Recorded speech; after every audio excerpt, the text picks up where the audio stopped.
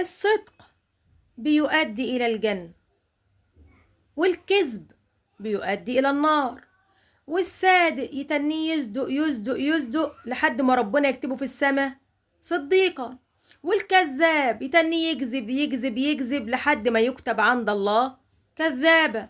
خلاص كده. طيب، بسم الله الرحمن الرحيم، والصلاة والسلام على المصطفى الهادي الأمين. عندنا مثل بلدي بيتقال فيه إن الفاجر يلهيك ويرزيك واللي فيه يجيبه فيك.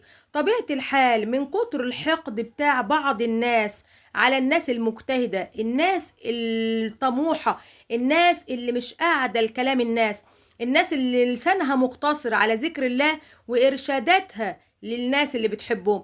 طبيعة الحال الفئة دي بتعمل للفئة الكذابة يعني غيرة وحرقة في قلوبها. فطبيعة الحال يا ترى هيعملوا زيهم؟ لا، أقل حاجة يعملوها وأكتر حاجة يشهروا بيها، والشهرة بتبقى عن طريق إن يكذبهم، إن يبقوا عارفين الحقيقة والحقيقة وجعاهم، فما يعرفوش يتوصلوا إلا إن يلقوا التهم على الناس الصادقة.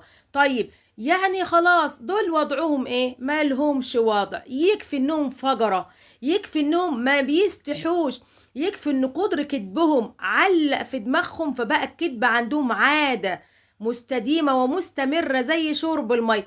يمكن ما بيشربوش مية قد ما بيكذبوا.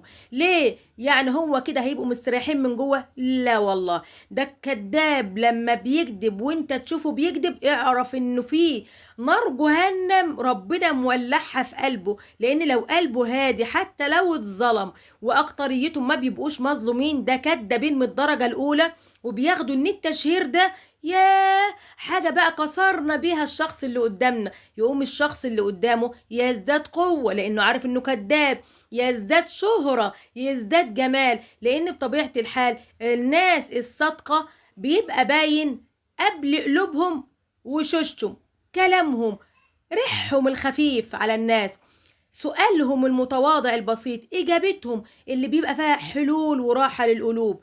خلاص، فانتوا الناس الكدابين لا تعنوا لهم شيء، هو خلاص سماهم على وجوههم، الأمر بيبقى منهي. خلاص، دمتم بألف صحة وسلام.